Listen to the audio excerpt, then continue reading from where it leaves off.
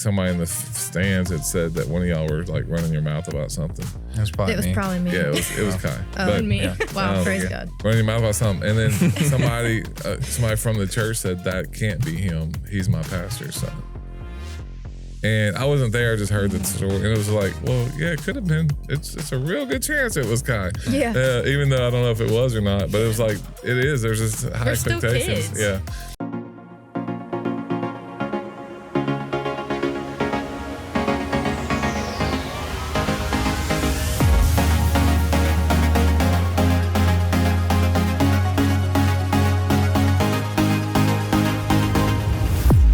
Well, welcome back to our podcast. I didn't sign up for this, and today is a very special day. We are doing the PK podcast. If you know what a PK is, it's a pastor's kid. I'm a pastor's kid, and I'm here with three special pastor's kids. I have Emily, I have Kai, and I have Megan, my three kids. They're all in ministry, serving the Lord, which is awesome because being a PK ain't easy. And so we're going to talk about that today.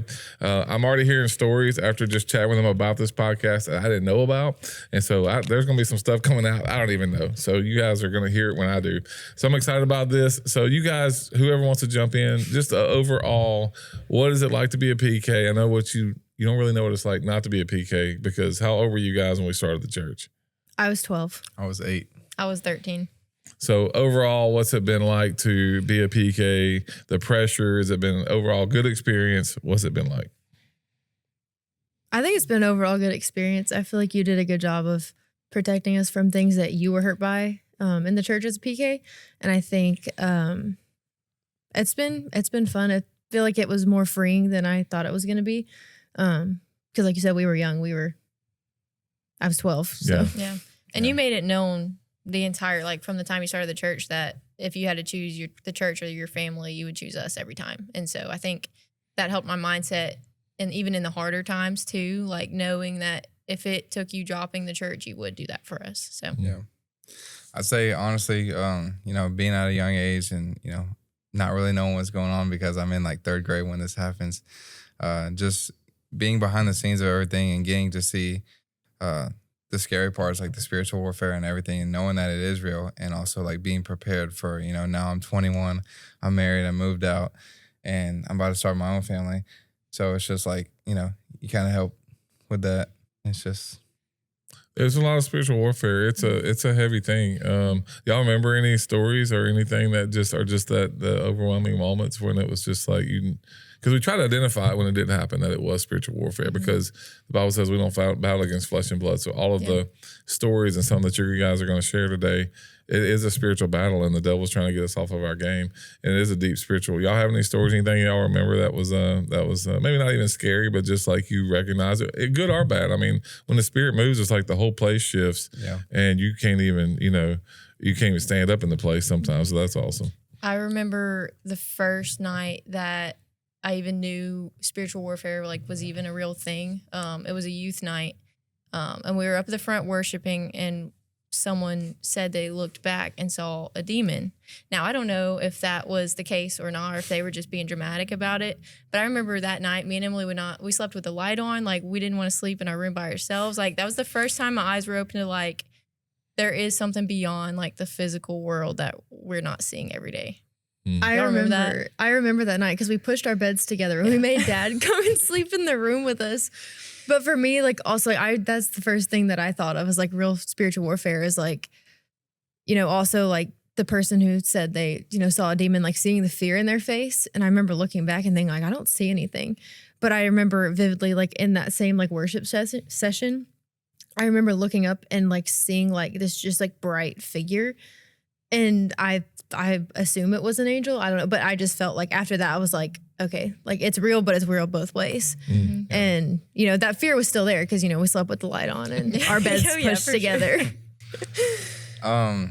Honestly, both experiences for me were kind of outside the church. Like one was with whenever y'all brought all the students down from Oklahoma and that demon possessed that van and wouldn't let the kids out. That was scary. Like we're trying to get these kids out because we're in a gas station and we're like I see the things go down and like they're not coming back up and they're pressing the button, they're opening the doors, nothing's happening. I was like, dude, this is so insane. And then another time we were at Clear Camp, I believe I was in like 7th grade, and some girl like I don't even remember. Like, she just started like screaming and like started like kind of seizing out. And I just remember looking back and there's like a crowd of people just around her. And, you know, that's one of those things like you're too young to understand, but like looking back at it now, it's like, this is so real. So, and we were never in environments that were even open to believing that even existed before WRC. So it was a shock, but I think being aware of it is better than just acting like it doesn't exist. Yeah, and also like in those things, like I remember wondering why, like when we were kids, like y'all wouldn't let us have certain toys or like certain like animals or different things like that because you were like, that's just like of darkness. And we were like, what does that even mean? Yeah. And now like as a parent, I understand. I'm just like, I don't want these things in my home. Like I don't want to be anywhere near these things or these movies or like, you know, I don't want to open any doors to any type of thing from the enemy that could come in from like physical things. And like seeing how real that actually was just like, okay, now it makes sense. Yeah. Yeah, the spiritual aspect is really and then, you know, I think something that we have to understand, and the world I think understands pretty well, is when the leader falls, the whole company falls, the family falls, and when the leader falls, the church falls. And so, you know, we wanted to protect you guys because it was our first priority as a parent is to protect. If y'all hear any screaming in the background, it's because we have grandkids here in the back. But And no we're trying to babysitter. contain No them. babysitter. If they run through here, just ignore it. We've been dealing with it all week. Dealing with it. But we've been we were always trying to get you guys to see that spiritual side of it, that what we're doing here is eternal, and it is true. Family is first, and I'll say that now. Our family comes first. It comes, and it's the church is a distant second. It's not. I can't even see the church. It's my family, so such a priority for me because. When you lose your family, you lose your ministry. So, you know, we had 3 prayers for you guys when we first started the church that when it was all over with, y'all still love us, y'all still love God, y'all still love the church. And I feel like that's still a truth. Even though there's been some hiccups and some moments. Let's get out of the dark side of it real quick and talk about the privileges of being a PK. Because there are some privileges of being a PK. What's a couple? There's a picture of me and Kai. Kai's probably 9 years old, and we're in the kitchen in the shopping center, and we're eating all the leftover bread because Mom used to make homemade bread for the communion before there was too many people to feed. So we're like taking shots of grape juice and eating all the leftover bread. Shots of grape juice. Yeah. So one of the privileges is kind of like what she said, like being able to go in Dream Team Central when you're not on a team and just eat whatever you can. I remember I would used to sneak back there before anybody showed up. I'd probably eat like 3 or 4 of those big muffins and get whatever drink I wanted. And I thought I had it. I think for me, I enjoyed knowing, like Megan said, like you made it very clear that we were above the church, whatever, like, you know, whatever happened. And I remember like in moments, like we were just talking about, like I used to not wear shoes at church. And I just remember like a lady, like I was hugging Dad and she looked me up and down, like saw my feet and like gave me this nasty look. And I'm just like, what are you going to do about it? Like, I'm not going anywhere. And I just remember like that mentality for me was something that I enjoy because I'm like, you can't do anything to me. Like, like he's going to choose me over you any day. And also you always let us be the first to know what was going on in church, like the good things. You wouldn't let us in on the drama, obviously, which I'm thankful for. But like, I remember when I was in college in Birmingham, you FaceTimed me, you had Emily and Kai with you, and you're like, we have a surprise. And y'all told us that y'all had purchased the land to build on. But we got to be the first ones to know about that. Yeah, speaking of being the first ones to know, I remember not knowing that we were starting the church. Neither did Mom. Nobody knew. Still like the week before. Well, I know. I remember we lived, in the same house since 2004. And it was in Moss Bluff, and, the shopping center. We had never, ever even driven over there. We'd never parked the car over there. We've never 2005. gone anywhere. Was it 2005? 2005. Well, I was 1 year off. But we had never even gone to the shopping center. I remember Dad just one day, I don't even know what we were doing. We were on our way home, and he pulls all the way into the shopping center. We just parked there for a minute. And we're all looking at each other like, what are we doing here? And you were like, this is going to be where our new church is. And we were like, nope. We were not happy. Wasn't it some sort of like art complex or gallery, something? yeah. I just remember walking in and seeing like 4 separate rooms in one big room. I was like, what is this place? Yeah, what are we doing here? We gotta need a lot of work. I remember being mad because we had to leave our Sunday school class. Yeah. And Allison Saunier was my Sunday school teacher, and I think we I were was in together, that class too. we And now loved Allison her. serves here, And now I so- get to serve next to Allison every Sunday, which is cool. What are the odds? But I just remember being so mad that we were going to have to go tell our Sunday school class that we were leaving. Yeah. I remember that conversation too. Like I remember being in the back of the car, we're on our way home and we're like, why are we starting a church? Like we have a church, we have our Sunday school class, we have our friends. And I remember you like vividly you asking, you know, in Sunday school, do they teach you that God still does miracles? And I was like, no. You're like, did they teach you that there's the power of life and death in your tongue? And I was like, no. He said, that's exactly why we're starting WRC. I was like, well, yeah, I don't remember that either. I do. I do remember the drive when we were leaving the shopping center back home, riding in the back seat of the van, like just so upset. Yeah, and then I'm like eight. You have no idea what's going on. Like, all right, cool. I'm just along for the ride. So, yeah, I don't remember all of those moments. I do remember bringing all the shopping center, and I remember our last Sunday at the church we were at, telling our Sunday school class, and that was the people we've been at church with us 7 years, 8 years, and so it wasn't a small thing. But look back now, and I'd have done some things differently. I would have told more people. I would have I'd have brought mom in on it way faster than I did. But we just didn't know that's what we were doing. And there's a lot of things. And so with being a pastor and being a father, it's hard sometimes. We didn't always know when to tell y'all, this is your father speaking and this is your pastor speaking. And 98% of the time it was your father. Very, very few times was it your pastor. So talk about those. I know there's one story that I remember that you guys were out rolling some. I don't want to talk about that. I don't want to talk about it. Well, I'm talking about it. We were out. I'll tell it. We were sophomore and junior or freshman. You had sophomore? just gotten your license, Megan. No, I was at least a junior, if not a senior. Yeah, we were. I think I was a sophomore. She was a junior, and we had our group of youth friends. Like we were going out rolling for homecoming week, and y'all followed us with Kai. But we told y'all that's what we were doing, and we told you why we were doing it. Mm-hmm. I mean, we were happy about it. Yeah, we weren't happy y'all hit about Scott and Kathy's house? Their old house? Oh, we hit a lot of we hit them. We got Jeremy. Yeah, I'm about to say, because I remember being in the back seat. I was like, what is going on? Yeah, but and we then had all our friends with us, and now our little brother's trailing us. They let him out of the car to help us roll. My choice. And they were like, okay, it's time to go home. And we were like, no, we're not done yet. And you're like, no, y'all are going home. Yeah. I just remember being a long week. It's been a busy week. Me and mom were tired. We had headaches, and it was like, look, we're done. We're done with this. And really, we were thinking about if we wouldn't let you guys go with somebody. In our mind, you just got your license. Now you're the first kid. You're the oldest. Maybe we were a little too overprotective, but we were trying to treat you guys like our friends would treat their kids. In our mind, we'd want some protection to watch over whatever. So we probably were a little too overbearing there. I just remember we got home and y'all were fuming. Yeah, we were it's bad. because you're the pastor and I think you won't let us do anything fun by ourselves. Well, one of y'all said this, and this is what broke my heart. You said, I just want to be normal for one night.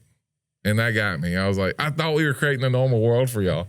But it was just that distinction between, it wasn't because we were pastors, it's because we were parents. And you guys, as you have kids now, you'll probably see that a little more clear. That's hard, though. It's hard to get that through.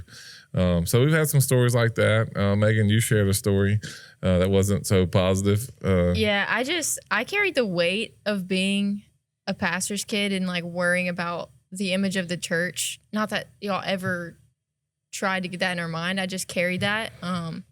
And I remember some of the reasons for that was because people would just all the time act like a pastor's kid. And one time we were driving to either pick up somebody for youth or I don't know. We got to their house and I go to get back in the car and the dad stops me and I roll down my window and he's like, you are a pastor's kid. You should not be driving this fast.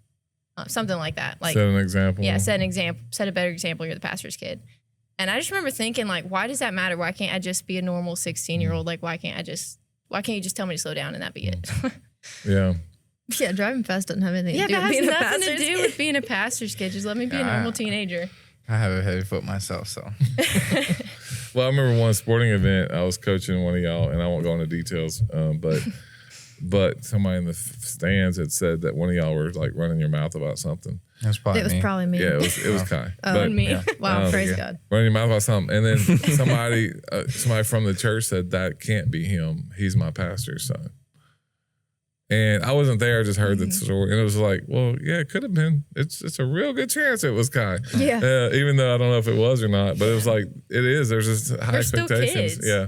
And so, overall, it's been a good experience, I'm sure, because look, I got some deep scars from getting cussed out and things like that. And so I'm not belittling what you guys have gone through because it was real in the moment. Like you crying over us missing your first high school cheer event. Like I don't remember that. I thought, in my mind, we made every event that y'all had, but apparently that's not the case. And, we were having to deal with some major issues in some areas when we had families that were causing problems. And so, the church did take some time like that. So it was just that balance of how do we make it all work? Well, I think a lot of that was y'all shielding us from the drama, which I'm thankful for looking back. But in the moment, we didn't know what was going on. We just knew y'all were having meetings at the church till 11 o'clock at night. And Kai was little. He wouldn't go to sleep if y'all weren't home. And so I was laying down with him to try to get him to sleep. And that was the night y'all missed Emily's first cheering. It was a JV football game, but to me it was a big deal because it was high school cheer, and I was like, this is the first thing I'm cheering at, and as little as it seemed, like it was just a big deal to me. And like you said, like you're laying with Kai, I'm in the room crying. They're not home because they're at the church dealing with a family like who's causing problems and doing all things. And in hindsight, it's a blessing because it resolved those problems. It needed to be taken care of, but in the moment we didn't know why. We didn't need to know why. Well, I'm grateful that I didn't know why until years later when y'all told us like, hey, this is why we had these meetings. This is why we did these things. And I'm just like, wow, I didn't realize that all that had happened. Yeah. So I'm grateful that y'all shielded us in the way that you did. Mm-hmm. Well, I think about every CEO, every business owner, if that's not the on the church or anything, but every person who starts a business, they're married to it to some degree, and you have to do those things. The difference between that and pastoring is y'all are connected to some of the problems. You know what I mean? You bring the problems home with you, and the blessings. Like it goes both ways. We bring the blessings, and you guys have been a part of some really awesome, amazing stories. I think about Chloe getting healed at camp. Seeing that happen almost in front of our eyes. And now she's pregnant and gonna have a little boy, and so all those things that we've gone through, there's always been the blessing side of it as well. Any more stories y'all want to divulge before we move to the next subject? Like I said, I was 8 years old, so I really don't remember a lot of stuff. But going back about what you said about, discerning whether you were talking us out of a pastor's perspective or a father's. And I just want to touch on that because I feel like you did an amazing job on that. And I feel like anything that came from a point of view of like being a father or a pastor, they both tied together, So like whether it was advice about whether you should do this about the church or whatever, it wouldn't. You read a Bible verse and you get like 3 different things out of it because it's supposed to be like that. And like, you're supposed to live your life out like you would at a church. And just like knowing that, hold up, lost mine.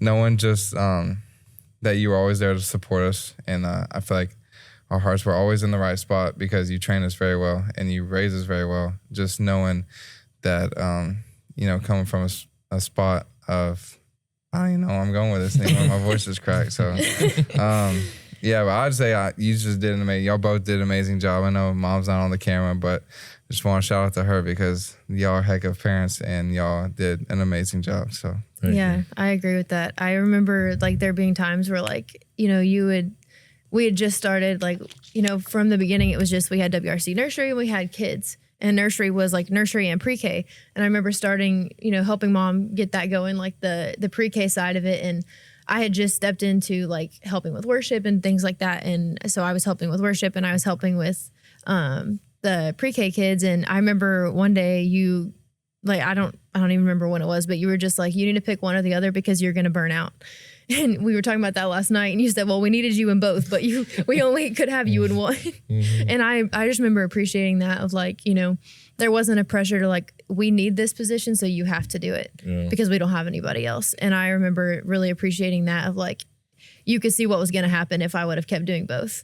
And even like outside of that, like even at home, like, Kai said, like you're the same person in the church and you're the same person at home. You're not like I've heard horror stories of like pastors who were not who they said they were. And, they hurt their families and things like that. But I'm grateful that you were the same person. But I remember, this also came to my mind with spiritual warfare, but this makes me think of it even more. But I remember a night, I had just felt like the Lord had confirmed like in my heart that I was called to do worship. And for whatever reason, like all of a sudden, like I just started having these like fears and doubts of like, even just like the whole God thing in general. Do you remember that night? I remember laying in my bed. It was probably like 2:00 in the morning, and I was just crying because I'm like, what if he's not real? Like, what if like this is not what we think it is? And I remember instantly, like as soon as I had that thought, the Lord was like, this is the enemy attacking your mind. And I was like, I gotta call that. I don't even think I got out of bed. I think I called you. I was like, I need you to come in here right now. And like you just like reaffirmed me like time after time. And like it took a long time for mentally for me to like continue to fight that. But like just like you said, the spiritual warfare side, like from the beginning I was like, this is the enemy. This is not, this is not truth. And like just being able to have someone, I was like, you were a pastor, so you had all the answers to things like, well, I thought you did anyway. I made some to of things that. like that. Well, it worked. Yeah, I was about to say you played it off very well. Yeah. You always made known like that if it's anything disunifying, like if it's going against the unity, then it's spiritual warfare. And so I think in my mind that kind of like settled that even when people are acting like people, it's not really, I mean, it is them, but the devil's using that to disunify the church. We were talking about the story earlier. I was in college serving at the Church of Highlands Dream Team party, and Emily called me in tears because someone had posted on Facebook name dropping Dad, talking bad about our church, and but I it didn't even upset me because I knew like this is just the enemy trying to attack the church. Like this, none of this is even true. So yeah, and I think that's like for me, like I was so hurt because I was like, they posted all about getting kicked out of life group and all that stuff when that's not what actually even happened. They just took it that way. They got kicked out of life group. And so she posted all over Facebook, and people that don't even come to the church or anything, have no idea anything about the situation, start saying, well, must be some crappy pastor to let that happen in his church. And that's when I like lost it. I was like, this is not like, people don't know, like he's the same person. Like at home, he's the same person in the church. Like it was just, for me, like that was heartbreak. I didn't even remember calling you. Yeah. That's so funny that you remember that. I remember having to step out of wherever I was at to talk to you. And I was at the Dream Team party at Church of Highlands. Well, one of the sayings that we have around here, if you're not bleeding, you're not leading. And so, it's not that you're looking for battles, but if you're making a difference, there's going to be opposition. If there's opposition, you probably aren't doing much. And we've just had that. We've had some of that. And, I think I feel like we've handled it pretty well. I never wanted y'all to catch any strays, and I didn't want the, little comments about your PK, you should be acting different, or Kyle, you doesn't sound like you've had too much, you've had a lot of positives. I have. I will say that, also, I feel like I got baby through it too, because I also am the baby and the only boy. You're and still the baby. Yeah, I still get spoiled sometimes. So yeah, but like Emily said, I just love those nights where, if the enemy was attacking, I could just call you up and you were there in like less than 10 seconds. You were just praying over me. You and Mom would both come over. Sometimes all four of y'all would come in and just pray over me, pray over my room. And it's just like the nights like that. It's just what really, I guess, like not enhanced my faith, but just like there's power in unity. And, something about being called to worship was really cool. Back when Taylor was here, when we would do the Fishers of Men at Toledo Bend, I remember he had asked some people to do worship. And I just remember in that time of worship, we're sitting on a porch behind a river. And I just feel like the Lord, I looked at the guys singing, and I just felt like the Lord just showed me like a picture of me there instead. And that next year I was leading worship at Fishers of Men. And it was just really cool to see how the Lord worked. And like, he's still so good. He still does miracles and all this. And, he still calls you, and, you just, like you said, you have to just answer. Yeah. And he equips you. And I remember you saying that we had a Monday night prayer meeting here, and we was in this building, so it's only been 3 years ago. And you're like, somebody spoke a word about you leading worship, and you're like, I'm never getting in front of a microphone. I'm never going to sing. I'm never going to speak. And within 6 months, like, you were helping lead a song or singing back up or speaking about something. So it's been cool to see. And if you don't know, Emily and her husband Luke lead worship and students in Nowata, Oklahoma, which is northeast Oklahoma, almost to the state line. Yeah. And so they've been doing that for the last 5 years. And man, God's been using them in an amazing, amazing way. And then Kai actually helps lead worship on Sunday mornings, probably I'd say 95% of the Sundays you're playing electric or acoustic. And then also on Saturday morning prayer. And so that's awesome to see. You're on my next 5-on-5 list. I don't know if you know that. All right. Start But, praying over and me. then Megan's our creative director, and so she's also a communication director. So she's pretty busy with graphics and news and all those things. So it's pretty awesome to see all three of y'all in ministry. Talk about because I don't think people fully understand what it goes into a Sunday morning. So what, like y'all hadn't had a normal Sunday morning since 2012. So what was that like? What is that? Was that positive? Was it exciting? Was there some mornings you're like, man, I just really want to sleep in for one Sunday? What was that like for y'all? Do you have any recollections of that? We were always so excited to be at church. Sorry, that threw me off. Yeah. Cut. Cut. No, we were always so excited to be at church. Like we looked forward to going up there all the time. And y'all, like I remember me and Emily would leave during the second service to go get Sonic French fries or a drink from Wendy's or something.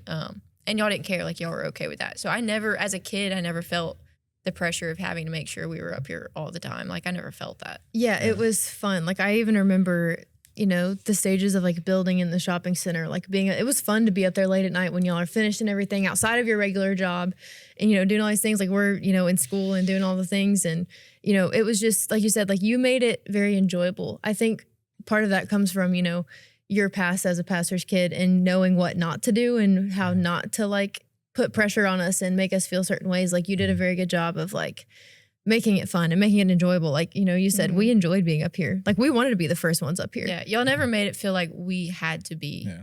I mean, we were up here every Sunday, but we never felt like we had to be. That's good. Yeah, every Monday, Tuesday, Wednesday, Thursday, Friday, and Saturday following that. I just remember that's one time, I believe I was in seventh grade. I think it was right before you went to Highlands or something. And I remember we were getting ready for a Dream Team party or whenever we used to do the Super Bowl Sundays. And I just remember there was a big old cotton candy machine in the worship center at the old building. And I just remember you let us get in to try it first. And that was the anniversary party. Oh, yeah, sorry. I just, like I said. They were the same. We did Who Dat Sunday on our anniversary. That was awesome. But yeah, so I'm going to be honest with you. Like sometimes I just want to hit snooze and maybe 10 or 20 times and just, enjoy a slow Monday or a slow Sunday morning. But, I know that's the enemy trying just to, some of it is, bad sleep schedule, bad time management, which I'm getting better at, I promise. But, also the enemy is like, knows how powerful of a tool that you are. And he doesn't want you to be a part of what the Lord is doing in our community or just in the States or in the world. And just, getting past it. Because once I get out of bed, I'm good. Like, I'm ready to roll. It's fun once you get here. It is. Like all your favorite people are here. Yeah. And you just show up. You got the kids here. Sometimes they're running around wild. And, your favorite band members are all together playing. Honestly, our chemistry as a band is just amazing. Everybody knows everybody personally. It's just, it's really fun. So I would say, even if I had to do, 5 o'clock like I did this past Sunday for Easter, honestly, I wouldn't trade it for the world, Awesome. I'd do it every Sunday if I had to. Yeah, so. It's funny because me and Luke even, say the same things like on Sundays. Like we live 30 minutes from our church, so like we have to get up a lot earlier than everybody else. And, with a 3-year-old who doesn't want to wake up early also. But we, once you get up and you start doing it, it's just like, okay, this is so much fun. And like, I wouldn't trade it for the world. Like, yes, it's a lot. Yes, there are days that you want to hit snooze and just sleep or just have like a chill Sunday. Like, everybody else seems to be doing like, they're not waking up early. They're not going to church. They're, having a family day. And you're like, shower uppers, Yeah. I sometimes I just wish I could just come experience the church like a normal person, just show up, drop my kids off, go worship and then leave. And that'd be it. We'll have to figure that out. Get every team member, every one of our staff to get to do that. We'll all go visit a different church one Sunday. Yeah.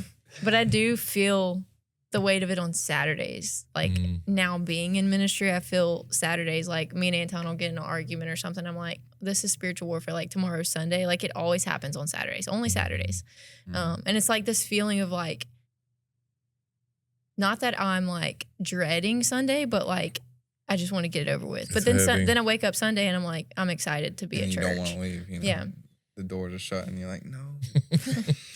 No, it's amazing. We have an amazing church family. One of the things that really made Amy and I, especially me, because she's not a PK, but my dad, if you don't know, my dad pastored for 32 years, and I was alive for all of those, or almost. I think 4 years I wasn't alive, but for 28 years he was my pastor.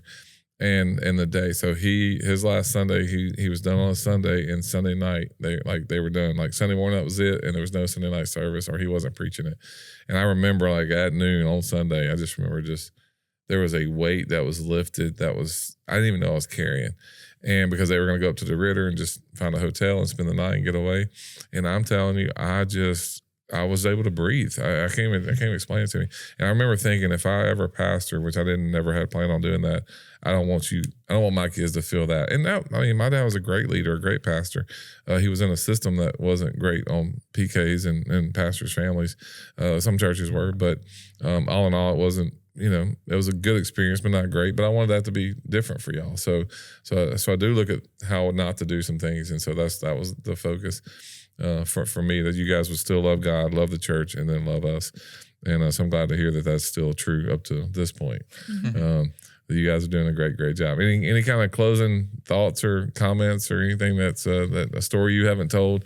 I do like taking the shots of I used to do that when I was little. So all the stuff that y'all got to do, you get to go into some doors that you get to roll up in the office. Not everybody can roll up in the office. Something I personally really enjoyed at the shopping center was having access to the bathroom in the office building that no one else had access to, because we had one bathroom for the entire building 300 people. All the congregation, one bathroom. And then we upgraded it too. Yeah, so then having that, I'm like, I can just go down to the office and go to the bathroom. Mm-hmm. I enjoyed that part. Hey, that's a luxury that not everybody has. 10. Yeah, not everybody had that luxury. Any other ones? I was like a Sunday morning, like this is just really fun to me, so I just want to keep it going. But we gotta. Well, I think I think all in all, ministry's hard because people are people, and as Bailey says, I love that, people are people, and Scott Bailey says that, and it's true. It's like even Sundays here recently, it's like there are some people that make it about themselves, and they're gonna do that thing that gets on your nerves, that distracts 17 people, or they're going to say that thing or send that email, and it's just like, but you look, it's almost like you're prepared for it. Mm-hmm. I got an email this last week, and it was like a couple things, and I was like, oh man, here we go. And both of them were like kudos. They were both positive. And I remember thinking, I kept reading the email going, the shoe's going to drop, and it never did. Yeah. So many positive things. And so if you're watching this, I hope you don't hear just all negative, because it's been amazing ride. There are people that try to destroy what's happening. There are people that want to come in and bring disunity, and we're just not going to let that happen. I'm sorry if I missed the cheer event, or missed a basketball game, or missed softball or something like that for or a couple of the times, but I felt like all in all, we were trying to do it right, but it being the first one, I definitely understand. Oh, yeah. And it was, in hindsight, it was definitely worth it, because, they never came back. Yeah, it was one of those blessing by subtraction. Being honest. Yeah, blessing by subtraction. Yeah, we've had a few of those. It's more like multiplication after subtraction. That happens. But and that's hard to get to that point. It's hard to get to the point where somebody leaves, because a lot of people, they don't. Now we're trying to kick a bunch of people out of the church, but when they need to go, they need to go. Mm-hmm. And but when they do, God just brings a blessing. So the fight's worth it. And I think you do a good job of keeping it in front of your staff. Of the main thing is helping others encounter Jesus. And if someone's not doing that, like, it needs to be addressed, or somebody's preventing that, it needs to be addressed. Yeah, but having that mindset that's the most important thing, and let the main thing be the main thing, and focus on that, and you don't have to worry about all the little petty drama arguments. And I will say, like, a lot of our teams are being really, I wouldn't say spontaneous, but more like being spirit-led. And, going from, because it's always good to have structure, as Courtney always says, it's good to have structure, but you do need to let the Spirit move.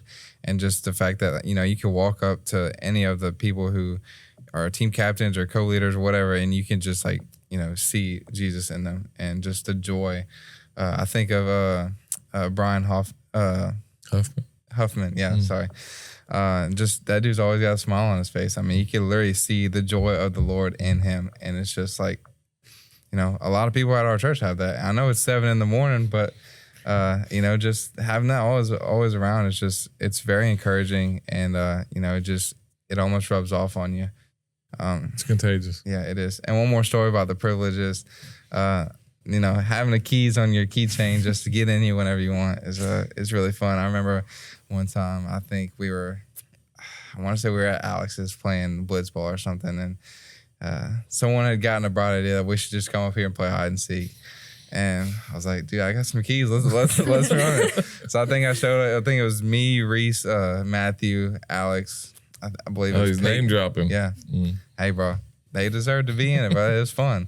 Peyton and I believe Brandon. And I just remember, having the time of our life and, just the privilege it is to be able to, number one, be able to be in such a household to where like the Lord is really the center of it all. And that, I wouldn't say strict, but I mean, we pretty much got to do whatever we wanted up here. Like if it was 1:00 in the morning, I'd just come up here and play my guitar. I could do that. You called me a couple times. Like I think somebody's in the building. Yeah, I remember. Yeah, that's the scary part. Yeah. Well, I remember like I was getting ready for like I think a Freedom Worship night, and I'm sitting in the drums, and I swear I hear footsteps. I'm not even joking. It's like probably like 11:00 at night, and I feel like I hear someone knocking on the door too. I was like, oh my gosh, and that camera wasn't working. So I was like, hey, can one of y'all come up here? Because I do not want to get blindsided by whoever's on the other side of this door. Well, I think all that has to do also with like, it's a place you enjoy being. It's not like, oh, I've got to be up at the church. Yeah. I have to. Like, it's a privilege because you enjoy it and it's fun and you want to be here. And I feel like I've taken that into like, our new ministry, like leaving WRC and going up to Nowata, of just like the things that like you've instilled in us and, going through some of the things that we went through, like, and just knowing like how to guard your heart, but also like not let people like take your calling from you because they offend you or because they think you should be doing things differently when God's called you to do them the way you're doing them. And like people who just always have something negative to say and, just kind of learning how to let it roll off and be like, you know what, I know I'm walking in the calling that God has for me. And I feel like I've taken that with me there of like, not letting that, those kind of people like take what the Lord is trying to do. Yeah. Well, and I think it's, we can take criticism. Like you can, if it's legit, like if you really want to help me get better and like, talking to somebody the other day, really, really good friend of mine was like, man, if you just slow down in these moments. And I was like, you know what, dude, you are absolutely right. I need to slow down. And I think I became better as a speaker in doing that. Or, somebody say, well, what if we led like this? Like, we're all ears. Like, we want to listen. But if you're just being negative, be negative and not help the church, not help others encounter Jesus. There's godly criticism and there's just like judgment. Yeah, there's just, like, you're just hey, I want to help me. you in this. And there's just like, you're doing it wrong.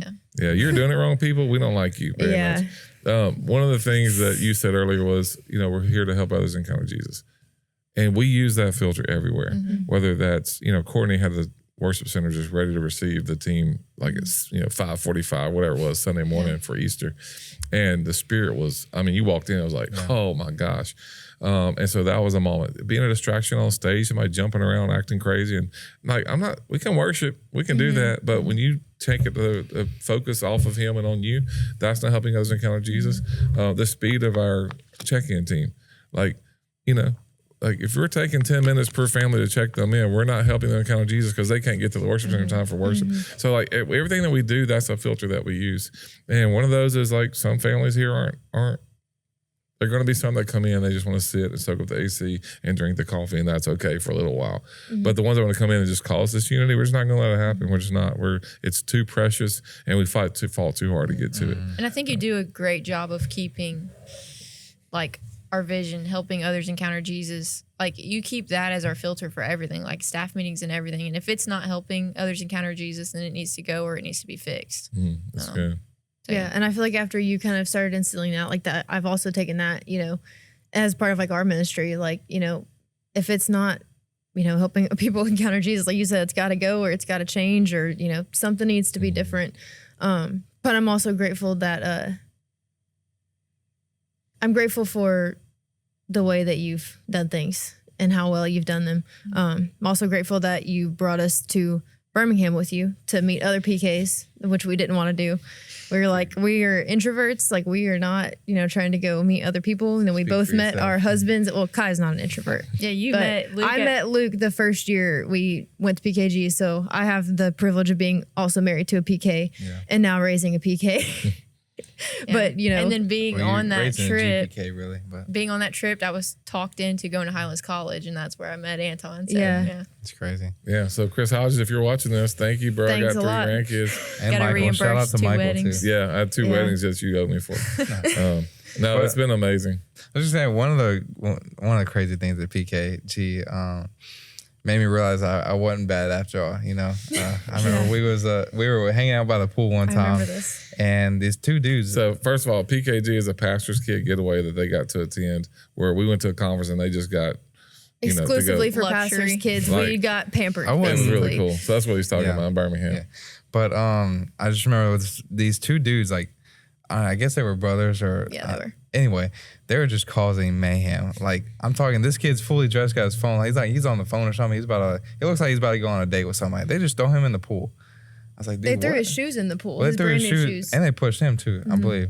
And then they went inside, grabbed the hotel phone, the hotel alarm clock, and something else, and threw it all in the pool. I was These like, are all pastors' kids? Holy man. and so I mean, there's no margin of, you know, you're either all in or all out. You're not 1 foot in, 1 foot out. I mean, you're either all in or all out. And I'm just glad that we're all in. Yeah, right. I So am too. Well, I didn't plan on this being a 40 minutes of kudos to me, but I'll take it. Now you You guys deserve y'all it, are so. amazing, amazing kids, and y'all are a huge blessing to Mom and I. And I'm just so proud of each one of you, the gift that you have, and that you're using it in the church, and that the church is stronger because you guys are in them. And so thankful for that, and just grateful to be a part of your lives. You guys are so amazing, and I just love to see all your different giftings and all the different ways that y'all are gifted, and it's really awesome to see as a parent, and that the devil tried to steal it in several different occasions, and y'all, and any of those instances y'all talked about, some of y'all haven't talked about that probably happened.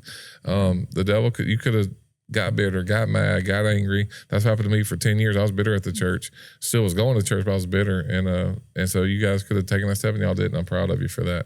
And so it's not easy. If you're watching this, you come to WRC, it's not easy being a PK. They make it look easy, but it's not easy. It's a lot of pressure and a lot of weight. And I feel like one more thing, like you always just gave like a fine line example of what? What are you laughing at?